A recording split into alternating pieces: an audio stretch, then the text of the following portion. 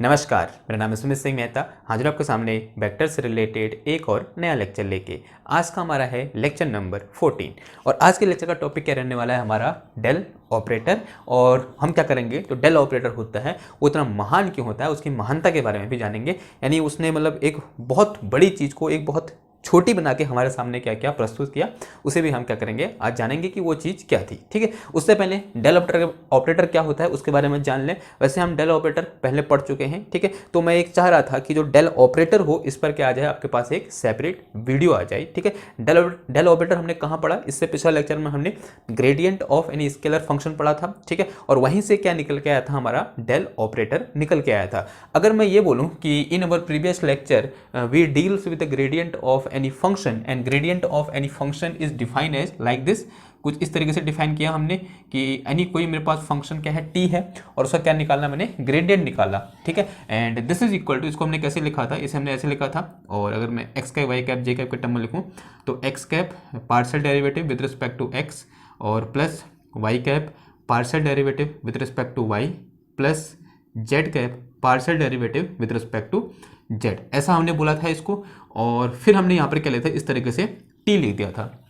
थोड़े टाइम के लिए हमको ऐसा लग रहा है कि ये जो चीज़ है ये टी के साथ क्या हो रही है, मल्टीप्लाई हो रही है, ऐसा लग रहा है। लेकिन थोड़ी देर में मैं क्या करूँगा, इस बात को खारिज करूँगा और मैं ये बोलूँगा कि यहाँ पर ये मल्टीप्लाई न होके इसके लिए हम एक नया एक कुछ दूसरा वर्ड क्या करेंगे, यूज़ करेंगे। वो वर्ड मैं पहले बहुत बार यूज़ कर चुका हूँ, लेकिन मैं अभी उसको क्या करूँगा, एक स्पेशल तरीके से आपको बताऊँगा। ये जो चीज़ मैंने यहाँ पर ब्रैकेट के अंदर लिखी है, ये जो चीज़ ब्रैकेट के अंदर लिखी है मैंने, इसको मैं अंडरलाइन करने जा रहा हूँ। इसी को हम क्या बोलते हैं, डेल ऑपरेटर बोलते हैं। क्या बोलते हैं, डेल ऑपरेटर। अगर मैं इसको ऐसे बोलूँ, and it is represented by this, तो डेल ऑपरेटर जो होता है वो क्या होता है, मेरे पास x cap del y del x plus y cap del y del y और plus z cap del by del z. कुछ बुक में इसको खाली ऐसे डेल लिख देते हैं, उल्टा त्रिभुज बना देते हैं। कुछ बुक में क्या करते हैं, इसके ऊपर ऐसे वेक्टर लगा देते हैं। ठीक है, और उसके बाद हमें कन्फ्यूजन होता है, क्या जो डेल है वो क्या कोई एक वेक्टर चीज़ है या फिर कोई वो वेक्टर है। तो आप बता सकते हो, आप बताओ, आपने अभी तक इतना पढ़ लिया है, इतना वेक्टर पढ़ लिया है, खुद सोचो, क्या जो डेल मैंने यहाँ पर लिखा है क्या ये एक वेक्टर है, क्या ये वेक्टर है। आंसर है नहीं, ये वेक्टर नहीं है। क्यों नहीं है ये वेक्टर, क्योंकि अगर मैं खाली इस डेल को यहाँ पर रख दूं, क्या ये कोई चीज़ को रिप्रेजेंट कर रहा है, इसका कोई फिजिकल सेंस है या फिर कोई इसका मीनिंग है। बस खाली यहाँ पर रख दिया मैंने ये, ठीक है, इसका कोई मीनिंग नहीं है, इस चीज़ का कोई मीनिंग नहीं है फिलहाल। तो अभी मैंने जो डेल रखा है यहाँ पर, इस डेल का कोई मीनिंग है ही नहीं। इसका मीनिंग कब होगा, जब मैं इस डेल में इस तरीके से कुछ लगाऊंगा यहाँ पर, जैसे मैंने यहाँ पर टी लगाया। ठीक है, मैंने यहाँ पर ऐसे टी लगा दिया यहाँ पर, अब इसका कुछ मीनिंग है। और इस टाइम पर उसका मीनिंग क्या था, ग्रेडियंट ऑफ टी था। समझ में आ रही बात। अगर मैं खाली ये लिखता हूं तो इसका कोई मीनिंग नहीं है, तो ये वेक्टर जैसा दिख रहा है लेकिन वेक्टर नहीं है, क्योंकि वेक्टर में तो जो हर x cap y cap z cap के साथ जितने भी हमारे कंपोनेंट होते हैं उनका कुछ ना कुछ तो मीनिंग होता है। कि एक्स कैप के अगर डिस्प्लेसमेंट में लिखता हूँ, डिस्प्लेसमेंट वेक्टर लिखता हूँ x cap y cap z cap के कंपोनेंट के टर्म में, तो जो displacement along x axes, displacement along y axes और डिस्प्लेसमेंट अलोंग जेड एक्सेस हमको देखने को मिलता है। लेकिन यहाँ पर जो मेरे पास ये चीज़ें हैं ये जस्ट क्या हैं, अगर मैं बोलूँ they are just operator, they have no sense या फिर no meaning without until we are not operating them in any function. ठीक है, ऐसे बोल सकते हैं। देखो, तो ये जो मेरे पास लिखा है इसी को हम क्या बोलते हैं, डेल ऑपरेटर बोलते हैं, डेल ऑपरेटर बोलते हैं। एंड इसी को हम क्या बोल देंगे, क्या बोला मैंने, और कभी कभी ऐसा लिख देते हैं, कभी कभी ऐसा नहीं लिखते, तो कंफ्यूज होगा तो इसको हटा ही दो ऊपर से। खाली क्या लिखेंगे, हम डेल लिखना पसंद करेंगे और ऐसा अज्यूम कर, मतलब ऐसा दिमाग में हमारे चलेगा कि यहाँ पर x cap y cap z cap होता है, लेकिन ये वेक्टर तो बिल्कुल नहीं है। तो हम ऐसे हैशटैग करके लिखेंगे del is look like vector, del operator. चलो वैसे लिखो, del operator, del operator, operator is look like vector. कैसे दिखता है ये, वेक्टर जैसा दिखता है, but of course it is not vector, but of course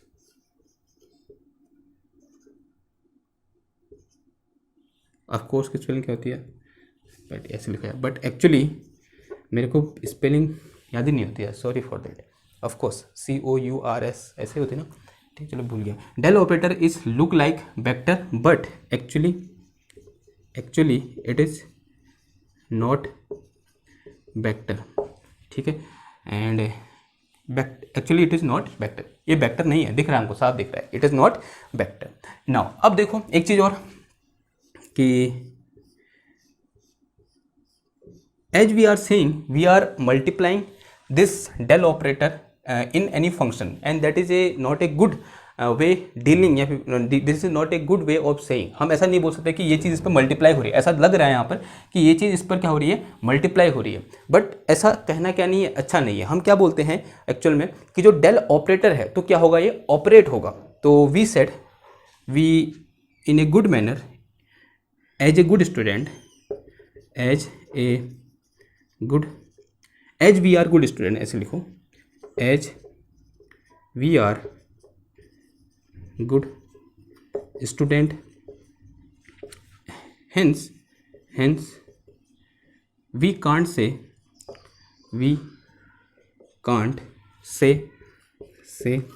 del operator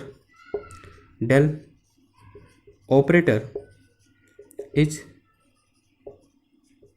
multiplied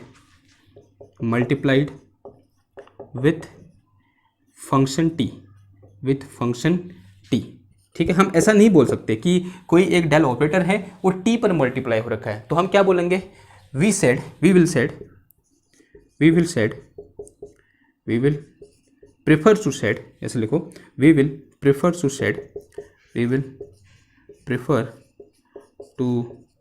said del operator is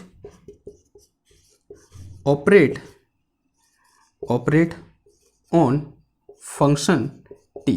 क्या हो रखा है, किसी फंक्शन टी पर ऑपरेट हो रखा है, ऐसा कहना हम पसंद करते हैं, ना कि हम क्या कहना कि मल्टीप्लाई हो रखा है। दिखता है ऐसा मल्टीप्लाई, अगर माना किसी ने पढ़ा ही नहीं है, ठीक है, उसके सामने ये चीज़ पहली बार आई तो वो तो यही बोलेगा ना कि ये पूरी चीज़ में मल्टीप्लाई हो रखी है।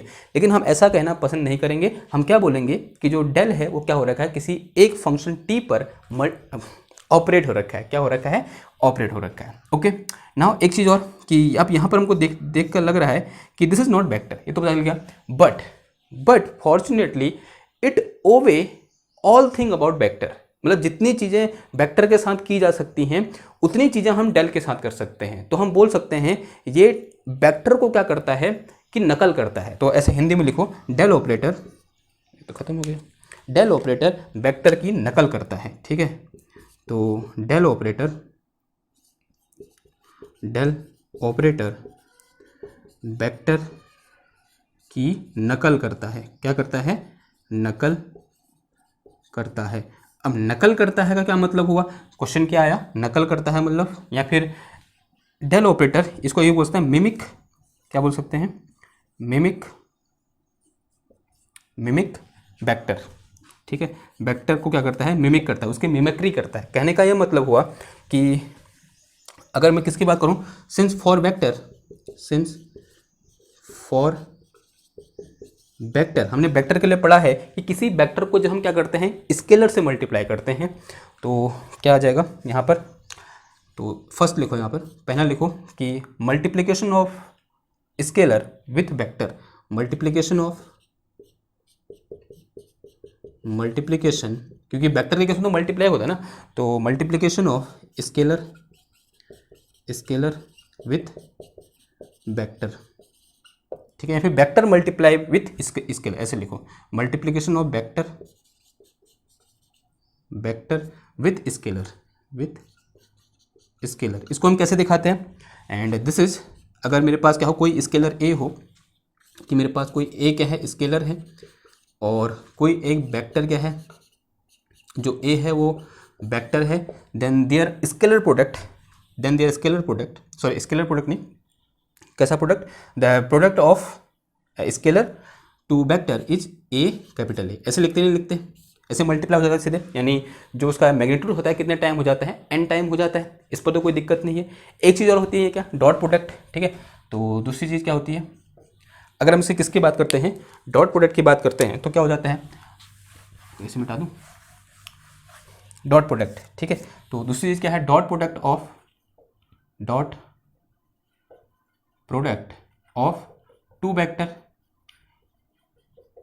Two vectors. कैसे करते हैं हम, ए ए कर देते हैं या फिर ए डॉट बी कर देते हैं, ठीक है, यानी डॉट प्रोडक्ट को ओबे करता है, यानी एक वेक्टर का दूसरे वेक्टर के साथ डॉट प्रोडक्ट। तीसरी चीज क्या आता है यहाँ पर, तीसरी चीज आती है क्या, cross product. Cross product, cross product of two vectors, two vectors यानी ए क्रॉस बी। जैसी चीज़ें वेक्टर के साथ की जा सकती हैं वैसी ही चीज़ें डेल के साथ भी की जा सकती हैं, तो इसी को तो बोलेंगे हम डेल क्या करता है, वेक्टर की नकल करता है। तो अगर मैं किसके देखूं, फॉर डेल ऑपरेटर, किसके लिए देखूं, अगर मैं डेल ऑपरेटर के लिए देखूं तो क्या हो जाएगा, देखो तो फॉर डेल ऑपरेटर ऐसे करके लिखो, फॉर डेल ऑपरेटर।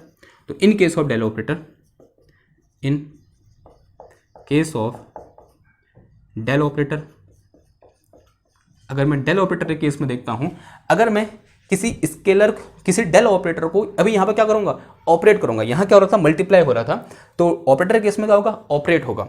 तो जब मैं किसी डेल ऑपरेटर को स्केलर के साथ क्या करता हूं, ऑपरेट करता हूं, या फिर स्केलर में ऑपरेट करता हूं, तो इसमें पहला क्या हो जाएगा, operation of del on scalar, ठीक है। जो डेल है उसको क्या किया मैंने, एक किसी स्केलर में ऑपरेट किया, और ये हमने पढ़ा है, इसे हम क्या बोलते हैं, ये किसके एनालॉजी है, इसका एनालॉजी है। जैसा व्यवहार यहाँ पर हो रहा है वैसा ही व्यवहार यहाँ पर भी हो रहा है कि कोई मेरे पास डेल ऑपरेटर है, उसको एक स्केलर में क्या किया, ऑपरेट किया, यानी माना वो स्केलर क्या है मेरे पास, टी है, तो इसे क्या लिख सकता हूँ मैं, डेल टी लिख सकता हूँ, या फिर डेल और इसका स्केलर ऑपरेशन विथ टी, और इसे क्या बोलते हैं हम, ग्रेडियंट बोलते हैं। तो ये चीज़ क्या है मेरे पास यहाँ पर, ग्रेडियंट है। तो ये क्या है, मेरी ग्रेडियंट है, यानी जब कोई डेल ऑपरेटर किसी एक स्केलर चीज में क्या होता है, ऑपरेट होता है, तब उसे हम क्या बोलते हैं, ग्रेडियंट बोलते हैं, ठीक है। जो दूसरी चीज है वो क्या है मेरे पास, डॉट प्रोडक्ट, वेक्टर का किसी दूसरे वेक्टर के साथ। तो यहां पर क्या आ जाएगा, अभी कोई एक डेल ऑपरेटर किसी एक वेक्टर में ऑपरेट होगा, लेकिन किसके थ्रू ऑपरेट होगा, डॉट प्रोडक्ट के थ्रू क्या होगा, ऑपरेट होगा। तो operation of del, operation of del on vector through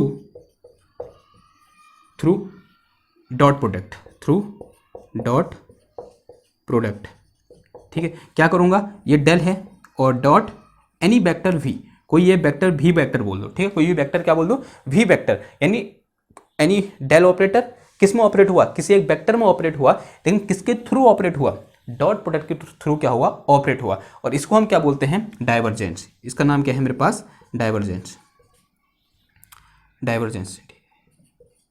ठीक है, क्या होता है, डाइवर्जेंस। क्लियर हुई बात। नेक्स्ट टॉपिक हमारा यही होगा कि what is divergence.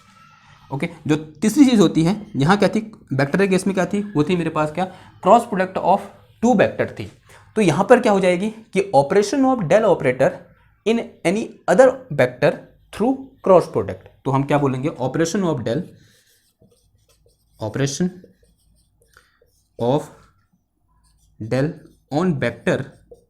On vector through cross product, ठीक है। तो क्रॉस प्रोडक्ट के थ्रू क्या करेंगे हम, किसी डेल को किसी वेक्टर में क्या कराएंगे, ऑपरेट कराएंगे। तो यहाँ पर इसके एनालॉजी ये हो जाएगा। तो यहाँ क्या आ जाएगा, देखो मेरे पास डेल, उसको क्रॉस कर दिया किस पे, कोई एक वेक्टर ए बोल दो या बी बोल दो, कुछ भी बोल दो, ठीक है। तो डेल क्रॉस ए लिख दिया, ठीक है। ये चीज क्या निकल के आई, del cross a, and this del cross a is known as curl. इसे हम क्या बोलते हैं, कर्ल बोलते हैं। क्या बोलते हैं, कर्ल। और इसका शॉर्ट फॉर्म क्या है, डाइवर्जेंस, DIV, ठीक है। इसको बोलते हैं डाइवर्जेंस और इसको क्या बोलते हैं हम, कर्ल बोलते हैं। क्लियर है बात। तो ये इन सबसे मैं क्या बोल सकता हूं कि जो मेरा डेल ऑपरेटर है वो एक्चुअल में क्या करता है, जो वेक्टर होता है उसके क्या करता है, नकल करता है। क्लियर है बात ना। अब क्वेश्चन ये है कि इसकी महानता क्या है, तो हिंट डालो कि डेल ऑपरेटर की महानता।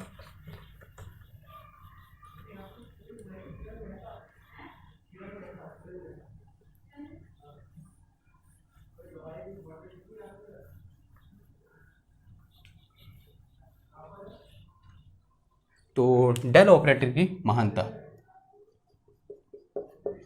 डेल ऑपरेटर की महानता, ठीक है। देखो अभी तक ऐसा लग रहा होगा चलो सिंपल तो है, मतलब ऐसा मैथमेटिक्स में काम आता होगा, बस हो गया। नहीं, इट यूज्ड इन फिजिक्स। कब यूज होती है, फॉर मैक्सवेल इक्वेशन,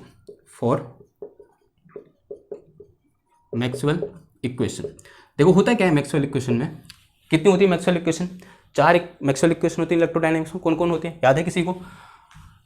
मेरे को याद है या नहीं, पहले ये देखते हैं, ठीक है। तो del dot E is equal to rho upon epsilon naught, एक तो ये होती है, और एक क्या होती है, del cross e is equal to minus का del b divided by del t, एक ये हो गया, और एक क्या होती है, del dot b is equal to 0 होती है, एक क्या होती है, del cross I think h होता है इधर, एच बी इक्वल टू क्या होता है, mu naught H, del cross H is equal to mu naught J and plus mu naught epsilon naught del E divided by del t. ये क्या है मेरे पास, 4 मैक्सवेल इक्वेशन है। ये क्या है एक्चुअल में, कूलॉम्स लॉ है। ये क्या है, कूलॉम्स लॉ है। ये क्या होता है, फैराडे लॉ होता है। ये क्या होता है, नो मोनोपोल एग्जिस्ट को दिखाता है। ये नो मोनोपोल एग्जिस्ट, ठीक है, यानी एग्जिस्टेंस ऑफ मोनोपोल को, मतलब कि मोनोपोल एग्जिस्ट नहीं कर सकता, ठीक है, एक मैग्नेटिक पोल एग्जिस्ट नहीं, उसको दिखाता है। और ये क्या है मेरा, एम्पियर लॉ है। तो this is my ampere law. Now अब अगर यहाँ से देख सकते हो, ये 4 के 4 जो मैक्सवेल इक्वेशन है उनमें किसका यूज हो रहा है, इन डेल ऑपरेटर का यूज हो रहा है। तो आप सोचते क्या बात हुई, मतलब सही तो है, मैक्सवेल ने किया होगा तो किया होगा, नहीं, मैक्सवेल ने ऐसे नहीं किया था।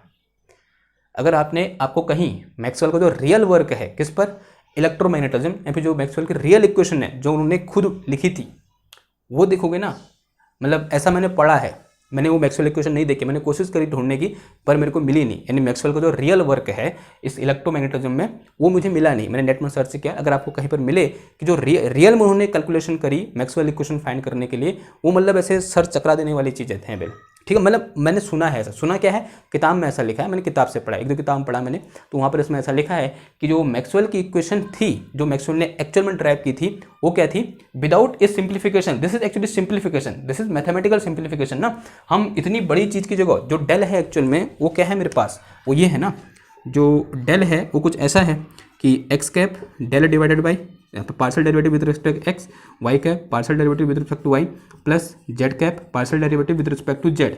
यानी ये है, ये एक्चुअल में ये डेल है, ये इसका क्या है, सिंप्लीफाइड वर्जन है। तो मैक्सवेल ने इस फॉर्म में उन सारी इक्वेशन को लिखा, उन सारी इक्वेशन को क्या किया, कैलकुलेट किया।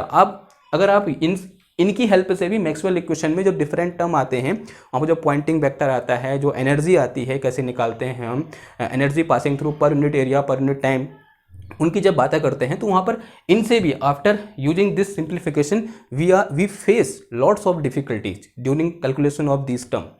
अब सोचो मैक्सवेल ने जब ये अज्यूम करके क्या किया होगा, इन इक्वेशन को ड्राइव किया होगा या फिर इन इक्वेशन से रिलेटेड टर्म को कैलकुलेट किया होगा, तो सोचो वो कितनी मतलब लंबी चौड़ी और भयानक टाइप की क्या होगी कैलकुलेशन होगी।